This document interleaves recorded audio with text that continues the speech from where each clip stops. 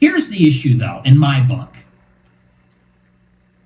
To me, the obvious comparison, which you can't help, it's unavoidable, is that this just so stinks like the Biden administration, doesn't it?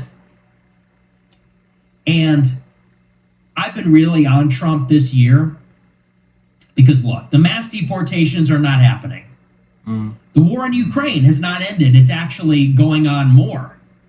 Trump is preparing to give Ukraine longer range missiles than Biden gave them.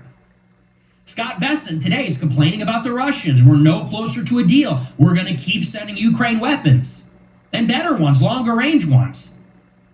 We bombed Iran. They buried the Epstein files. I've been really on top of Trump for the policy stuff. And a lot of people say, well, it's been 7 months. And that's a long time, but it also takes time to do things. Right. So people say, well, it's been a lot of time. He doesn't have a lot of options. When it comes to the Russians or the Iranians, they have a say in how that resolves as well. There's a lot of arguments that could be made. But then this happens. And it's like, is this administration like Joe Biden in literally every single way? It's getting impossible to avoid that comparison because the way that MAGA and Trump made it out is that Biden was the Antichrist. He was a puppet. There was this medical cover-up. He started this war in Ukraine. It's World War III. The neocons did that because of their corruption and their recklessness, and they're going to end the world. They're starting many wars. They're supporting the genocide in Gaza. There's no transparency on government secrets. They're bringing in 10 million illegals. It goes on and on and on. They said this is the most important election of our lifetimes. This is going to be a golden age. Trump learned his lesson. Things are going to be different this time. And it's unignorable and unavoidable to compare the two and realize this administration is similar in every way, in every single way so far. Think about it. The Biden administration had the Ukraine war begin in Biden's term. Still happening. Trump has not only not ended it in 24 hours, it's not even slowing down. If anything, it's speeding up. Trump is giving them more weapons. The war in Gaza started under Biden. Under Trump, it accelerated. We bombed Yemen more in 1 month than Biden did in a year. We bombed Iran directly, whereas Biden refused to do so twice when the Israelis and Iranians confronted each other. Trump is sending 2,400 soldiers off the coast of Venezuela with missile carriers and destroyers, and it seems like is pursuing regime change there. Yet another war. Exactly. Why? Last month, the DOJ covered up the Epstein files. They didn't kick the can down the road. They didn't procrastinate. It's not that we didn't find anything. They actively covered it up and said, there's nothing else to see here. There's no one else to investigate. There are no tapes. There are no files. Case closed. That's fucked up. Those are pedophiles, literally. We don't see Trump for a whole week at all. He's clearly sick. Something's going on because he's old. They're not being forthcoming about it. His calves are swollen. He can't walk in a straight line. His hand is bruised. It's slathered in foundation. Then he disappears for a week. And when everyone says he died, they roll him out with the journalist 500 feet away taking blurry photographs. And they say, see, he's fine. See, look, it's totally okay. That is true. And people defend this. Why don't you keep that same energy? What happened during Biden's term when people said, where's Hunter? Dementia. Where's Hunter? Biden won't campaign. He's hiding in his basement. They're hiding Joe Biden in his basement. He cleared his schedule today because he's only awake 3 hours and it's all his advisors running the show. Where's that energy now? We haven't seen Trump in a week. That's crazy. With no explanation. No one knows what's going on. That's way no one has any. We don't know what's going on with this health condition that they're concealing. We don't know why we haven't seen him in a week. It feels like we're being lied to. And no one's got anything to say. All the MAGA dick riders are coming out and saying, Nothing's wrong. I can't believe the left is wishing for Trump to die. Isn't that a bit of a diversion? Isn't that a cop-out, a dodge? Of course. I mean, I think both things should be addressed because, I mean, that was a weird, like the photos of him supposedly at the golf course didn't even look like him. It looked like some other old dude. And then that photo with his hand all purple, I'm thinking that was probably like an IV thing, you know? He got like bruising or something. Of course, I want the president to recover. I pray for him. He's the leader of our country, whatever you think about him. And I care about him as a man. I do believe, in spite of some of the things that have happened, this is a beast of a man. This guy's a lion. So I am praying for him to recover. But isn't that a little bit besides the point? Where is this guy? Why don't you care? And it's like this with everything. Do you think that if Biden bombed Iran, do you think that Trump supporters would be making excuses for it? No. You think they'd be saying Biden bravely bombed Iran and destroyed their nuclear program without a major war? They'd be calling him a neocon. They'd be saying he's the candidate of World War III. It goes on and on. Do you think that if the war went on for another year under Kamala Harris, and she was... And that's the annoying thing about politics is people are team players. Instead of being critical, you know, when your candidate fucks up, you got to take responsibility and call it out. I mean, a lot of people didn't vote for us to get involved in wars. We voted for him to stop wars.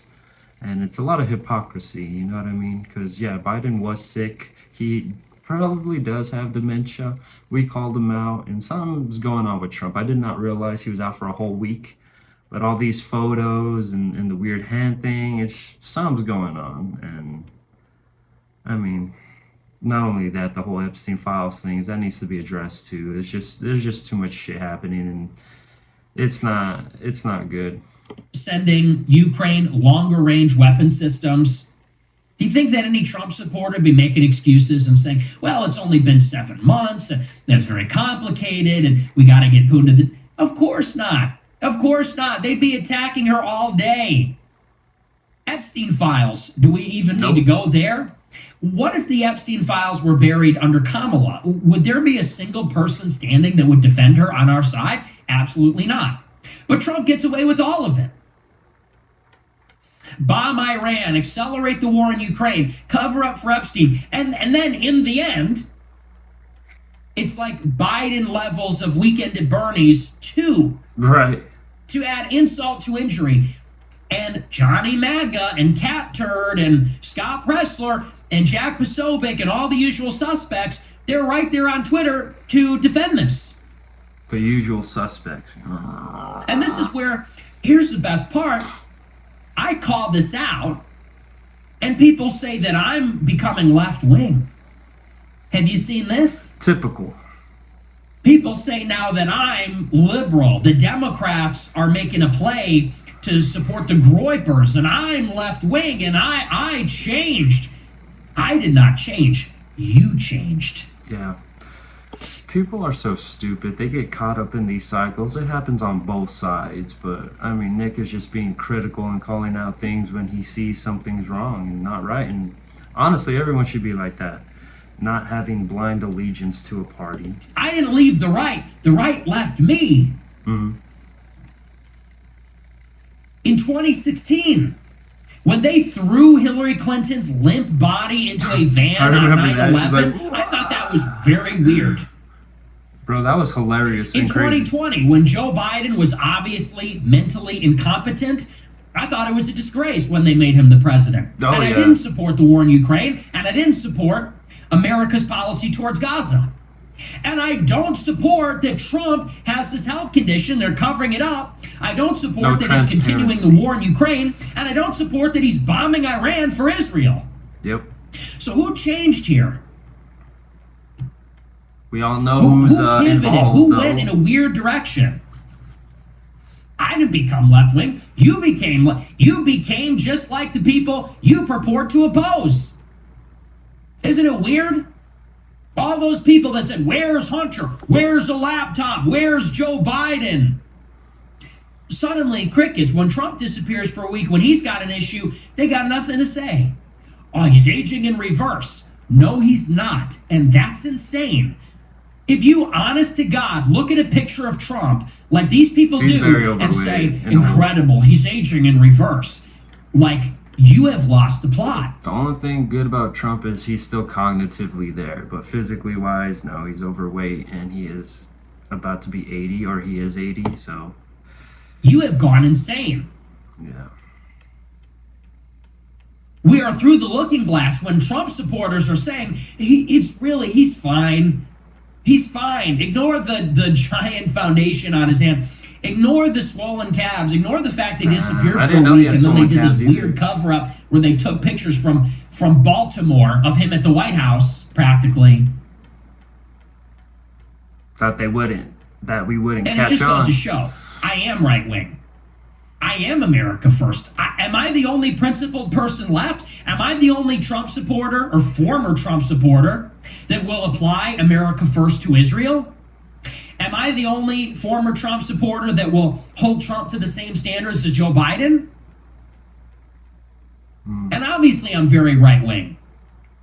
But maybe more than anything, I'm a free thinker here. I'm not owned by the GOP. I am not beholden to the GOP in any way. I don't take money from the GOP, not over the table, not under the table. Everyone knows that. I've been disavowed by the GOP. Fuck the GOP. Yeah, you know me. I'm not beholden to Trump. When I like him, I like him. When I don't like him, I don't like him. And unlike all these other people, I'm one of the only ones that can say that. Every other one of these influencers and politicians, they can't say that because they want to have access. They want to get their photo op in the White House. Money. They want to get their picture next to the president. Yeah, they don't want to lose their next primary race. They don't want to lose. They don't want their network to lose access to the briefing room, and on and on and on. I have emerged as one of the only people that is even capable on the right wing because I'm the only one that hasn't built my brand. I haven't created some grift out of riding the president's coattails and everything and anything he says and defending everything and anything he does. I'm one of the only people that created something completely independent from that. And so if I don't like it, I can say that. And most of my audience, a surprising majority, is going to ride with me rather than with him. And I think that's necessary because I'm going to be the first one to say it. This is a sinking ship, you guys. Yeah, it does not look good. This is a sinking ship. Because newsflash, the storm clouds are rolling in over Iran all over again. Pay attention. You'll see it. The war in Ukraine, that's not stopping anytime soon. And when it does, we're going to lose. This debt keeps getting higher. Interest rates, making it very expensive to support that debt. We're going to have to get rid of it somehow. We're going to monetize it. That means more inflation. It's going to be a bumpy landing for this economy. If it ever comes down, I think it's going to get ugly here. And look, he's losing people, man. Yes, he's got a 90% approval rating among Republicans, but look at his approval with 18 to 25s. Right. Look at his approval rating with independents. It's nothing but down. And their next trick, their next act, is they think that they can shepherd all the Trump supporters to become Vance sycophants. That's their next trick. Now for something completely different. Nope. They think it's all the same shit. And on some level, they can get away with Trump because people have an emotional connection to him. It is a true to form, cult to personality, the charismatic leader. They can get away with that, and they can get a lot of mileage out of that. It's durable. But now they think that as Trump declines and bows out, whether that's in the appointed time, the 4 years, or if it's earlier, they think they're going to be able to get everybody behind Vance, and they're just not. They couldn't get people behind DeSantis because he just sucks. And they're not going to be able to get him behind Vance, this weird-ass weirdo Manchurian candidate who came out of nowhere is a plant. He may become the president tomorrow. He may become the president in a year. They're going to get behind him for president in 2028. It's the same shit. Who the fuck even is this guy? Exactly. 3 years ago, he's a never-Trumper. 3 years ago, he wasn't even in the U.S. Senate. He had some no-show job at Peter Thiel's venture capital firm. And who the fuck is Peter Thiel? The Antichrist? He was groomed. Just ask him. Is he on Team Humanity even? Nah. Or is he with like the robots or the devil or who even knows? He's with the devil robots. So this is the moment where I'm like, fuck it, I'm out. I'm out. And I know you know that. I mean, I've been out. But I am out. What is this even anymore? Who can defend this? It just gets worse every week. You know, day one, they said deportations are going to start on day one. We're coming to Chicago. Remember Tom Holman, that nitwit?